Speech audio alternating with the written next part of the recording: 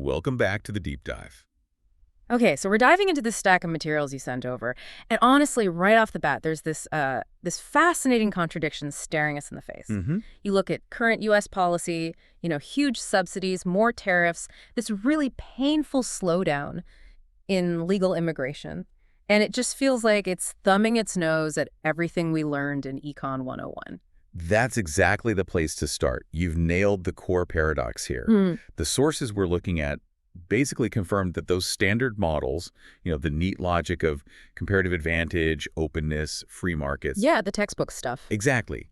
Right now, it feels like they're being completely overshadowed by something, well, older or primal, maybe. Which is? The logic of power. Yeah. Historical Yeah. power cycles. It forces us to kind of shift our lens, doesn't it? Away from just pure economics, efficiency, welfare, all that. And towards a geopolitical, historical way of thinking, which is all about competition survival. The paradox starts to make sense when you bring in Ray Dalio's changing world order framework. He argues current policy isn't really about maximizing today's economic stats. It's more defensive. It's defensive maneuvering. It's what an established power does when it feels seriously challenged. Okay, right. Let's unpack that Dalio framework then. It's definitely dense material, but it feels crucial because it tries to weave together the financial, the economic, the geopolitical into this one sort of repeating story through history. Exactly. And it argues that the internal fights we see, the debt ceiling drama, the political division, you name it, these aren't random.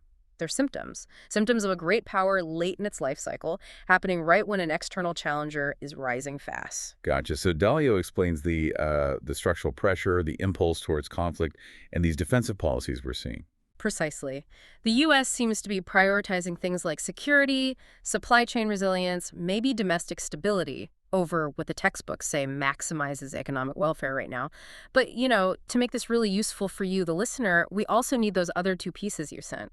The Thucydides dynamics. Right, the ruling power versus rising power thing. Yeah, that helps us gauge the external risk. And then the contemporary constraints, what's different now in the 21st century, that shapes how this rivalry actually plays out. Okay, so that sets up our mission for this deep dive perfectly. Based on all this, we've got two huge, really critical questions we need to try and answer. First, is war inevitable? With the U.S. as the incumbent and China as the rising power, does this structural pressure just have to lead to conflict? The billion-dollar question. Right. And second, maybe even more fundamentally, can the U.S. stabilize itself? Can it avoid this late cycle collapse that Dalio really warns about? Or is that internal decline, that kind of hollowing out, basically unavoidable at this point? Huge questions. Let's then. Okay, let's start with the diagnosis. To even begin tackling those questions, we first need to figure out where the U.S. sits on Dalio's arc right now. What actually defines the rise and fall of a great power in his model? So the arc follows this pretty consistent script across history. Great powers rise because they get a bunch of things right together. You need exceptional innovation, you need world-class education, fierce competitiveness, and this is critical fiscal discipline. Building productive pattern. That's the core of it, the ability to turn resources into wealth efficiently. But then, after they peak, the decline phase starts. And that looks familiar too. Really heavy debt burdens, serious internal conflict, think political polarization. Check. Right. And a relative productivity slowdown. Your edge starts to dull. And this is usually the point where an external rival who's been watching and learning the playbook starts catching up fast. Challenging your currency, challenging your military edge. And when we map the U.S. onto that cycle today, well, the source material seems pretty unambiguous. We're looking like stages 6 through 8, the decline phase. And the symptoms are, as Dalio puts it, rhyming with past empires. Let's maybe start with the hardest one, the fiscal crisis. Yeah, the rhyme is maybe loudest there. In the financial data, your sources point out the federal debt is projected to cross a threshold we haven't really seen since the absolute biggest crises of the 20th century. Okay, hit me with the numbers. Based on the Congressional Budget Office baselines, U.S. federal debt is on track to go past 120% of GDP in 2025. Wait, 120%? That's World War II level debt, isn't it? That's the comparison, yes. To put it in context, you only saw peaks like that during the massive all-out national mobilization for World War II. It's staggering. And it doesn't stop there. The projection gets worse. That's the scary thing about late-cycle debt, right? It tends to compound. Under the current path, the CBO sees it climbing to 130% by 2035. But what's maybe even more alarming, and Dalio's historical work flags this specifically as a late cycle warning sign, is what we're spending on. Meaning? Interest costs. Just the interest payments on that massive debt are now exceeding total defense spending. Wow. Okay, unpack that. What's the practical implication of interest costs being higher than the entire defense budget? Well, think about it personally. It's like spending more servicing your credit card debt than you spend on, groceries or your mortgage. You're essentially paying for the past instead of investing in your present or future. It crowds everything else out. It absolutely does. It signals the financial engine is under severe strain. It soaks up capital that could go into productive investments, R&D, infrastructure, and it increases the risk premium. Investors start demanding higher interest rates to hold U.S. bonds because the risk profile looks worse. And we're seeing external bodies flag this. Oh, yeah. Ratings agencies like Moody's, international groups like the IMF, they're explicitly pointing to this deteriorating fiscal strength as a major macro risk. It's basically a self-inflicted vulnerability at this point. Okay, so beyond the sheer numbers, there's also this governance failure aspect showing up as a real economic risk. I mean, we see it constantly recurring government shutdowns, these high-stakes budget fights. The material calls it cliff politics. Exactly. That fits right into Dalio's internal conflict bucket. It's not just street protests. It's when the political system itself can't deliver basic stability and predictability. The sources describe avoiding these self-inflicted wounds, the shutdowns, the near defaults on debt, as essentially a free growth policy. Meaning just not shooting yourself in the foot boosts the economy. Pretty much. When the reliability of the government itself becomes a question mark for businesses and investors, that's a pure drag on confidence. It tells you the basic political infrastructure is malfunctioning. Okay. Next symptom. The engine of long-term wealth, productivity, and education. This feels like where the competitive edge really starts to erode, maybe more slowly, more quietly. It often does, but we have pretty concrete data on this slippage. U.S. productivity growth, how efficiently we combine labor and capital, it's slowed way down. It was running at a healthy 2.8% per year during the dot-com boom, roughly 1995 to 2005. Right, I remember that feeling of dynamism. Yeah. Then, in the 2010s, it dropped to under 1.4% on average. That slower rate makes it basically impossible to grow your way out of that massive debt pile we just talked about. And a fuel for future productivity. Yeah. That's human capital, right? Education. That's the foundation. And if you look at the pipeline for future innovation, well, the data's a bit shaky there, too. Those Patella scores, the International Student Assessment for 15-year-olds, they show U.S. math and reading scores actually declined between 2000 and 2018 relative to other nations. So the talent pipeline isn't keeping pace globally. That's the concern. It suggests we might not be preparing enough people for the complex, high-value jobs of the future. It's kind of a quiet crisis, but with huge long-term implications. Which inevitably brings us to the challenger. The external rival that kind of crystallizes these internal weaknesses, makes them feel more existential. And that challenger clearly is China. The sources paint a really stark contrast. I mean, yes, the U.S. is still the largest economy in nominal terms, but China's expansion has been just explosive. They went from maybe 1% of global GDP back in 1980 to nearly 19% today if you measure it by purchasing power parity, PPP. And that PPP measure is important, right? It adjusts for price differences. It does. It arguably gives a better sense of the real volume of goods and services produced, their actual industrial muscle, kind of regardless of day-to-day exchange rates. Okay, and the education contrast. Well, remember the slipping U.S. PLAS scores. China's top urban centers, places like Shanghai, they consistently post the highest scores in the world on those same tests. So you see the pattern Dalio highlights. One power showing these late-cycle symptoms: debt, internal conflict, slowing productivity, while the challenger shows, frankly, incredible discipline and massive investment in human capital. Okay, so Dalio gives us the structural pressure, the why behind the tension. Yeah. But you said we need those other frameworks to understand if this pressure actually boils over into conflict. Exactly. This structural picture leads us straight into the Thucydides dynamics. Graham Allison's work on ruling powers versus rising powers, and the scary statistic everyone quotes. 12 out of 16 ended in war. 12 out of 16, historically. That's the powerful gravitational pull towards conflict that history suggests exists in these situations. It's a historical warning bell. We're not living in ancient Greece or even the early 20th century. There are things that are fundamentally different now, the contemporary constraints. And these constraints are, frankly, existential. Number one, obviously, is nuclear deterrence. mutual assured destruction. It changes the calculus completely. Makes total war potentially unsurvivable. For everyone. Then you have these incredibly dense, hyper-efficient global supply chains and just massive economic interdependence. Knocking over the whole table is incredibly costly for everyone, including the challenger. These factors don't eliminate the rivalry, Right. but they absolutely shape how it's expressed. They tend to channel the competition away from direct, large-scale kinetic fighting. Okay, this sets us up perfectly then for our first huge question. Given all this, the pressure, the history, the modern constraints, will this U.S.-China power transition inevitably lead to war? When we talk about the risk of war, you pretty much have to start with the biggest flashpoint, the Taiwan Strait. The materials are quite clear that the risk there, maybe through miscalculation or an accident spiraling out of control, is rising unless the guardrails, the crisis communication, improves fast. Right, and understanding the costs of that war is probably our most powerful tool for ensuring rational choices prevail.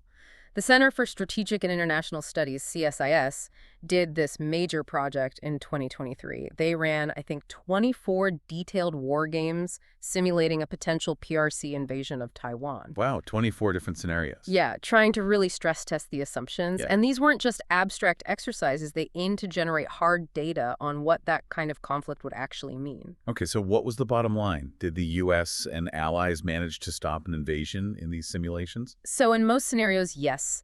Allied forces, U.S., Taiwan, Japan, potentially did manage to prevent a successful, lasting occupation of Taiwan. But, and this is the crucial part, the cost was described as absolutely catastrophic, a truly Pyrrhic victory. Define catastrophic. What kind of losses are we talking? We're talking dozens of major U.S. naval ships, sunk carriers, destroyers, hundreds of advanced aircraft lost on both sides, thousands, potentially tens of thousands of casualties just in the opening weeks.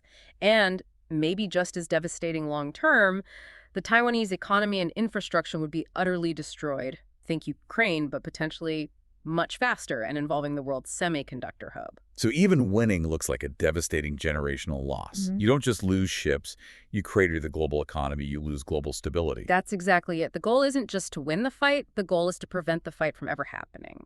And this extreme cost curve, this potential for mutual ruin, essentially is the core mechanism that has arguably prevented great power war since 1945, since the nuclear age began. When the cost of winning is almost indistinguishable from the cost of losing. Rational actors are powerfully incentivized to find another way. Okay, so the rivalry doesn't vanish, it just gets pushed somewhere else, into what the sources are calling phase zero conflict.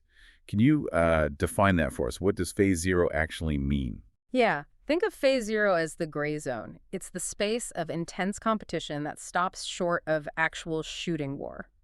It's like a permanent, simmering rivalry that happens below the threshold of kinetic military action.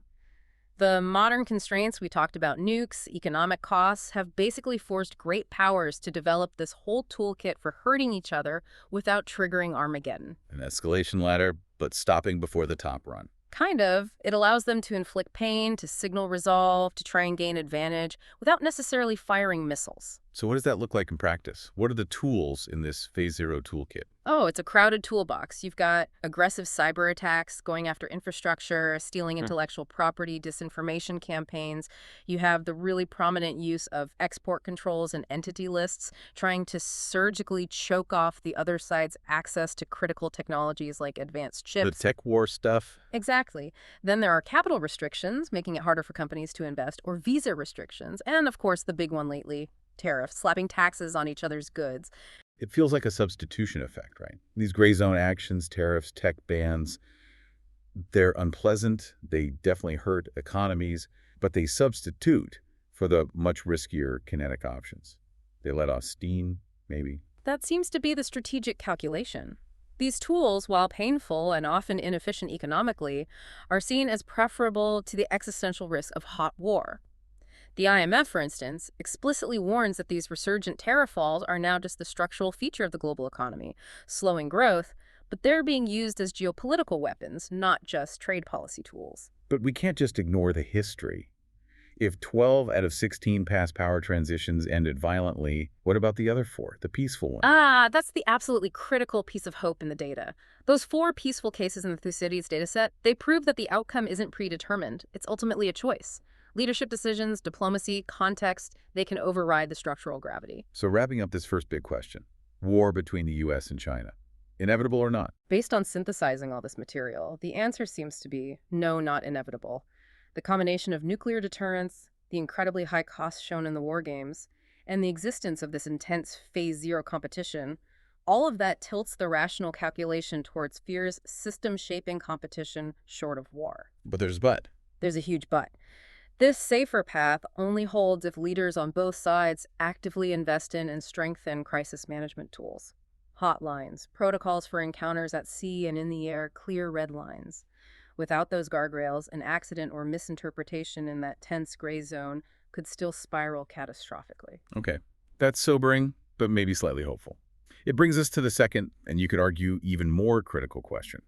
If the U.S. does manage to avoid a major external war, can it fix its internal problems? Can it stabilize itself and avoid that late-cycle collapse, the internal decay that Dalio seems most worried about? Right, because the core insight here, running through Dalio and other sources, is that you can't ultimately win the external competition if your foundations are crumbling at home. So the only way to truly avoid decline is to treat those internal symptoms we diagnosed earlier, the debt, the stagnation, the division. Exactly. The stabilization plan that emerges from the material essentially tackles these on three necessary interconnected fronts. You need to restore state capacity and fiscal health, you need to reignite productive power, and you need smart strategic positioning externally. Okay, let's take those one by one. Front one. The immediate fire drill seems to be fiscal health and state capacity. Given those terrifying debt numbers, how does the U.S. even begin to establish credibility and stabilize its finances? Yeah, the key word here is credibility. It's about sending a clear, believable signal to markets, to allies, to everyone, that the U.S. isn't just on some inevitable path to default or hyperinflation. The core recommendation is to codify a medium-term fiscal framework. Meaning, like a law. Ideally, yes. Something that sets credible fiscal rules. Things like specific, measurable targets for the primary balance and the overall debt-to-GDP ratio, and maybe upgrades to automatic stabilizers so the budget responds better to economic cycles. Okay, hang on. Primary balance. Can you quickly define that for listeners? Sure. The primary balance is simply the government's revenue minus its spending before you account for interest payments on the existing debt. Ah, okay. So it shows if the underlying operations are in the black. Exactly. If you have a primary surplus, it means you're taking in more than you spend on everything except interest. Getting to a primary surplus, or at least having a credible plan to get there, is crucial. It shows the basic fiscal engine is strong enough to eventually start tackling the debt mountain itself. Without that, the debt just keeps spiraling. And putting these rules in place lowers borrowing costs. That's the idea. It reduces the risk premium investors demand, which frees up resources. And then there's the other part of state capacity, just basic governance reliability. You mean stop the shutdowns? Essentially, yes. Stop the self-sabotage. Those recurring shutdowns, the debt ceiling brinkmanship, these are political choices that impose real, measurable, and completely avoidable costs on the economy. The material powerfully calls avoiding these shocks a free growth policy. Just acting like a stable, functioning government is itself pro-growth. It's fundamental. It's a baseline demonstration of state capacity. It's necessary for maintaining confidence, for investment, arguably even for keeping the dollar's global reserve status long term. Okay. Now let's move to the core of Dalio's cycle, productive power. We established growth is kind of stuck in low gear. How does the U.S. actually renew its total factor productivity, its TFP? Yeah, this is the long game. And arguably the hardest part. TFP is that magic ingredient, right? It's the measure of how efficiently we combine people and capital to get output. It's the innovation, the better processes, the smart ideas. The secret sauce. Basically. And without TFP growth picking up, advanced economies like the U.S. are projected to just chug along at maybe 1%, 1.5% growth. That's the baseline. And you simply cannot grow your way out of 130% debt to GDP at that speed. So you need policy changes to boost TFP, aggressive ones. Let's break down the levers for TFP. First, the people part of the equation, immigration. Now, this is always framed as a political headache, but the source material here suggests it's actually a massive structural growth engine the U.S. should be embracing, not fighting. It really is arguably the single biggest structural advantage that the U.S. has over rivals like China, Japan, most of Europe, who face demographic headwinds, aging populations. The CBO, again, the Nonpartisan Budget Office, projects that the recent bump in immigration flows will materially raise both GDP and government revenues over the next decade. So it's not just a social issue, it's hard economics. It's demographic reality. More workers expand the labor force. Younger workers lower the average age, easing the drag from retiring boomers. It boosts demand. It's a net positive economically, according to the CBO analysis. So the policy challenge is to manage that flow, make it orderly and skills-focused, essentially turning a political problem into an economic asset. That's the implication. Scale, lawful, skills-aligned immigration. The sources suggest things like dedicated fast lanes for high-skill STEM workers, science, tech, engineering, math, and maybe finding ways to regularize the status of long-term, undocumented workers who are already here and contributing. It's a direct injection of human capital into the TFP engine. Okay, next, TFP lever. Targeted investment. If the government is going to spend or incentivize investment, where should that money go to get the biggest bang for the buck, the highest TFP multiplier? Yeah, the key here is targeted and disciplined, not just throwing money everywhere. The sources point to a few areas where the spillover effects seem highest. One is advanced manufacturing diffusion, getting cutting-edge tools and processes out of the labs and into smaller, mid-sized traditional firms. Spreading the tech. Exactly. Another is essential energy infrastructure, upgrading the grid, building transmission lines, energy storage, all critical for the energy transition and for basic economic functioning. And a really big one is driving AI adoption in small and medium-sized enterprises, SMEs. Interesting. Why the focus on SMEs, not just the giant tech companies? Because historically, the biggest leaps in national productivity haven't just come from the invention phase at the top firms. They come from the diffusion phase, when those new technologies get adopted widely across the whole economy. Right, like electricity or the internet. Precisely. The big tech firms are already pretty efficient. To lift the national average, you need those millions of SMEs, which are the backbone of employment, to start using these tools effectively. We need better bridges, sort of from the science lab to the factory floor or the small business office. Makes sense. And the final piece, the really long-term, maybe less glamorous, but Dalio-consistent fix, human capital compacts in education. This loops right back to those worrying PISA scores. This is the bedrock. Ultimately, long-term power depends on this. If your education system isn't producing people with the skills needed for the future economy, the whole system eventually breaks down. The call here is for federal-state partnerships, compacts, focused on two things. First, just aggressively raising K-12 proficiency in the basics, math and reading, reversing that decline we saw. Back to fundamentals. And second, turbocharging the pathways from community colleges into apprenticeships and jobs in these new frontier tech areas, AI operations, advanced manufacturing techs, biotech, you name it, creating the workforce that can actually use all those targeted investments we just talked about. Okay, so that tackles the internal health. Let's look outward now at strategic positioning. How does the U.S. manage the China challenge effectively without making policy mistakes that undermine its own renewal? Yeah, the watchword here seems to be surgical precision, specifically de-risking over decoupling. This distinction gets blurred all the time in the public debate, but it's critical. Explain the difference. Decoupling implies a wholesale separation of the economies, cutting ties broadly. Most economists think that would be incredibly costly, inflationary, and ultimately growth-killing for everyone. De-risking is much more targeted. How so? It means identifying specific critical vulnerabilities in your supply chains. Think advanced semiconductors, certain critical minerals needed for batteries and defense, key pharmaceutical ingredients, and then deliberately building redundancy and resilience in those specific areas. So it's not don't trade with China, it's don't be 100% reliant on China for things you absolutely cannot live without. That's a good way to put it. Maybe instead of just one factory in China for a critical component, you ensure you also have one at home, or in Mexico, or Vietnam, or India. You build multiple pathways. You create resilience without sacrificing all the efficiency gains from global trade. The IMF, remember, explicitly warns that broad tariffs and fragmentation are headwinds to growth. De-risking is about finding that balanced, targeted security where needed, open trade elsewhere. Okay.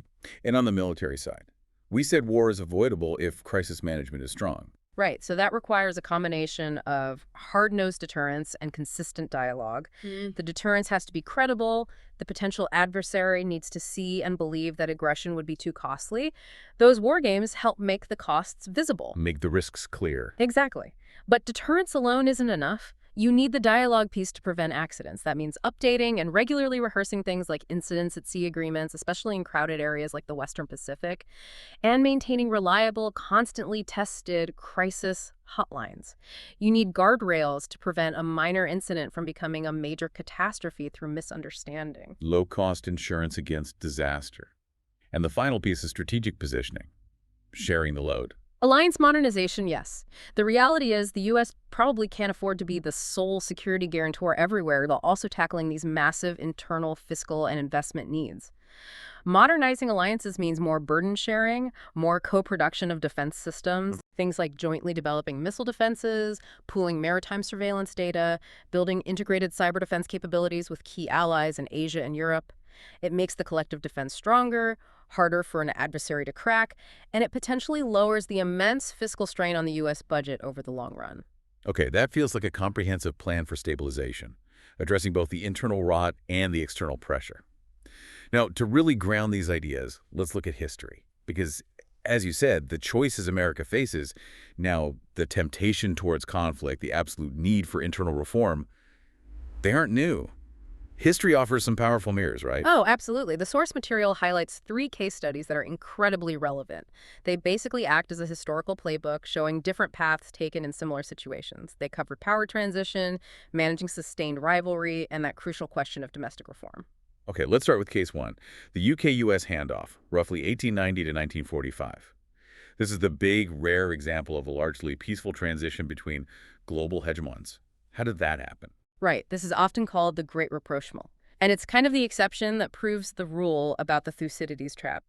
By the late 1800s, it was pretty clear Britain, the dominant global empire, was past its peak. It was stretched thin, facing rising industrial competitors, and the U.S. was just rocketing upwards, huge industrial base, population growth. So Britain had a choice, fight the upstart or what? Or accommodate it. Yeah. And crucially, they chose accommodation. Now, part of that calculation was driven by threat perception. Britain increasingly saw Imperial Germany, not the U.S., as its primary geopolitical rival and threat in Europe. So they prioritized balancing Germany. Exactly. And they made a conscious strategic choice to cultivate a special relationship with the U.S. rather than confronting it.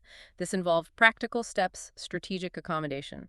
Britain essentially ceded spheres of influence, particularly in the Western Hemisphere. They accepted U.S. dominance regarding the Panama Canal and Latin America. They stepped back. That's fascinating. So the lesson is, peaceful transition is possible, especially if you can find common ground or face a common threat. It requires strategic accommodation, giving ground in some areas to preserve stability, or focus on bigger threats elsewhere, diplomatic flexibility. It shows that structure isn't always destiny. Leadership choices can change the trajectory. It's a really important precedent when thinking about how to manage China's rise today. Okay, let's move to case 2. Cold War containment, 1945-1991. Totally different dynamic. 2 superpowers, nuclear-armed, locked in this global ideological struggle for decades. Intense rivalry, huge military spending, yet no direct great power war. Yeah, the game changer here was obviously nuclear weapons. AMAD, mutual assured destruction, made direct all-out war between the U.S. and Soviet Union seem utterly suicidal for both sides. So the competition had to go elsewhere. It was diverted completely into proxy wars in the developing world, into the space race, frantic technological competition, economic competition, propaganda battles. The rivalry was total. It touched everything. But that direct kinetic clash between the superpowers was avoided, albeit narrowly at times. And what was the key mechanism for managing that constant risk of escalation? Well, 2 things stand out. First, dialogue and caution, especially after near misses like the Cuban Missile Crisis. That event terrified both sides and led directly to establishing the hotline and more careful crisis management protocols. They realized how easily misinterpretation could lead to catastrophe. Communication channels became vital. Absolutely. And second, the long-term victory wasn't really won on the battlefield. It was economic. The U.S. and its allies, with their market-based economies, simply outproduced and out-innovated the Soviet command economy, which eventually stagnated and collapsed under its own inefficiencies. So the Cold War lessons seem to be, first, sustained high-stakes competition without war is achievable if you have robust crisis communication and guardrails. And second, the ultimate victory often goes to the side with the more dynamic and productive economic engine. TFP wins again. That's a great summary. Which leads us directly to the third case, which might be the most important one for the internal renewal question. Case 3. Meiji Japan versus late Qing China, roughly 1868 to 1912. This is a stark contrast in how two societies responded to external pressure and the need for internal change. Okay, lay out the contrast. Start with Meiji Japan. Meiji Japan is like the poster child for rapid, successful, top-down modernization. Faced with the arrival of Western powers and the clear threat of colonization or dominance, the Meiji Restoration leadership made a brutal assessment: adapt or die. And they chose adaptation. Fiercely. They systematically dismantled the old feudal structures and embraced radical reform. They imported Western models for education, industry, military organization, even government structure. They weren't sentimental about old ways. They were ruthlessly pragmatic about survival and cashing up. And the results were stunning. Within a few decades, they transformed from an isolated, technologically backward nation into a major regional power, capable of defeating China in 1895 and then, shockingly, defeating a major European power, Russia, in 1905. An incredible transformation. Now contrast that with late Qing China during the same period. Late Qing China is the tragic story of a great power failing to adapt.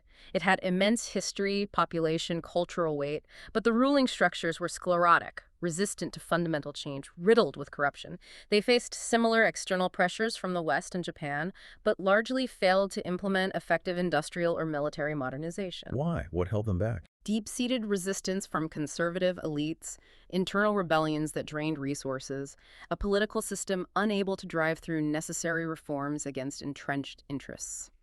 The result was a steady decline, signing unequal treaties, losing territory, and ultimately the collapse of the dynasty and the ensuing century of humiliation. The lesson here feels incredibly stark, especially for a country like the U.S., showing some late-cycle symptoms today.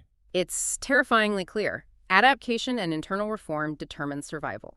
Powers that fail to fix their internal problems, that resist necessary change, risk collapsing from within, regardless of their past glory or size.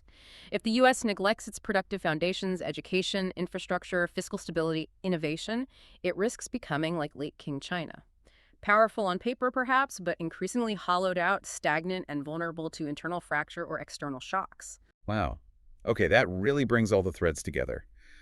We've looked at Dalio's cycle, diagnosed the U.S. symptoms, explored the war question through Thucydides and modern constraints, laid out that three-front stabilization plan: fiscal health, productive power, strategic positioning, and now grounded it all in these powerful historical case studies. Let's try to quickly synthesize the core answers to those two big questions we started with. Okay. Based on everything we've covered from the source materials, the answers seem to offer both, well, significant caution, but also a path forward, a measure of hope. So, first, will there be war between the U.S. and China? The consensus answer is not inevitably. The structural pressures are undeniably real, pushing towards conflict, but the incredibly high costs of modern warfare, especially between nuclear powers, costs vividly illustrated by those war games, combined with the existence of gray zone competition and, crucially, the potential for diplomacy and crisis management, mean the most likely outcome is probably intense, ongoing, system-shaping competition that stops short of all-out war. But only if leaders actively manage the risks. Exactly. Only if those crisis communication channels and guardrails are actively strengthened and used. Complacency is dangerous. Okay. Second big question. Can the U.S. stabilize itself and prevent that late-cycle collapse? The answer here is yes, it's possible. Decline is not a predetermined destiny written in the stars. But history, particularly that Qing China example, is absolutely unforgiving to powers that fail to act. Stabilization requires decisive, disciplined, and often politically difficult action to directly treat those late-cycle symptoms: the debt, the slowing productivity, the erosion of human capital. Which brings us to the wrap-up, that final actionable synthesis. You called it the no-regret stabilization playbook, drawing from Dalio, from the constraints from history. What are the absolute must-do pillars for renewal? Yeah, if you boil it all down, 4 pillars seem essential, things that make sense regardless of the precise future unfold. Give us the 4 pillars. Okay, pillar 1. Get the fiscal house in order. Codify credible, medium-term fiscal rules, set targets for that primary balance, get the debt-to-GDP ratio on a downward path eventually. This is about stability, credibility, lowering risk premia. It buys you time and options. It reflects that governance reliability lesson. Pillar 2. Lean into the demographic advantage. Scale lawful, skills-aligned immigration. Lock in those CBO projected gains in the labor force, GDP, and tax revenue. It's arguably the fastest, highest impact lever available to boost potential growth in TFP right now. Pillar 3, strategic positioning.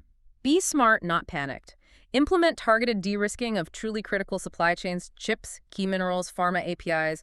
Build resilience there. But avoid broad economy-wide decoupling and the kind of protectionist tariffs the IMF warns will just hurt growth. This is strategic accommodation, learning from the UK-US handoff. And the fourth pillar, the long game. The absolute foundation. Aggressive education renewal. Federal-state compacts, whatever it takes, to seriously lift K-12 math and reading skills and build much stronger pipelines from community colleges into high-demand tech jobs. This is the Meiji reform lesson you have to invest in your people to power the future economy. So, decline isn't destiny. But renewal is definitely a choice.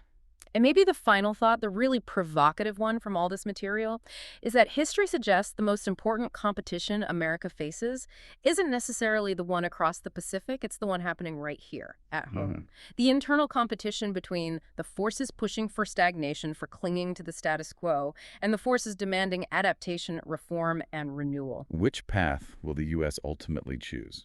That's the multi-trillion-dollar question, isn't it? And it's the question for you, the listener, to really ponder as you think about everything we've discussed today.